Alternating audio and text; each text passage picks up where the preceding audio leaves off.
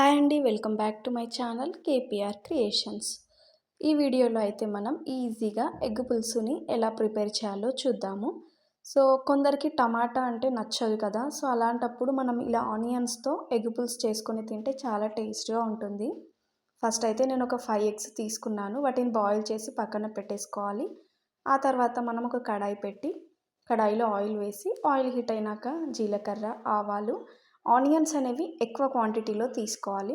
So onions కూడా వేసేసుకొని కొద్దిగా కరివేపాకు వేసుకోవాలి. సో ఇవన్నీ బాగా వేగనివ్వాలి.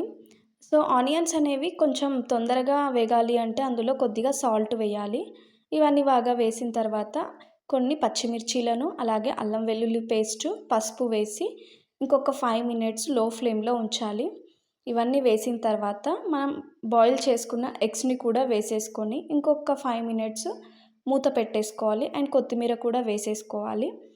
సో ఎగ్ అంటే ఇష్టం లేని వారు ఎవరు ఉండరు కదా, సో ఎగ్గులో డిఫరెంట్ ఉంటాయి. సో అందులో ఎగ్ పులుసు కూడా ఇలా డిఫరెంట్గా చేసుకుంటే చాలా బాగుంటుంది.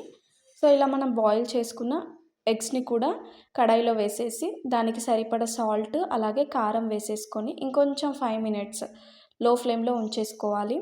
అయితే మనం ఇందులో టమాటా వేయట్లేదు కదా, సో చింతపండు పులుసును వేసుకోవాలి.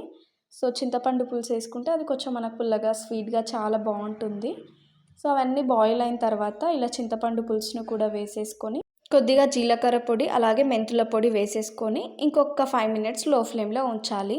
సో లాస్ట్లో కొత్తిమీర వేసేసుకుంటే టేస్టీ ఎగ్ పులుసు రెడీ. సో వీడియో నచ్చినట్టయితే లైక్ చేసి ఛానల్ని సబ్స్క్రైబ్ చేసుకోండి. Thank you.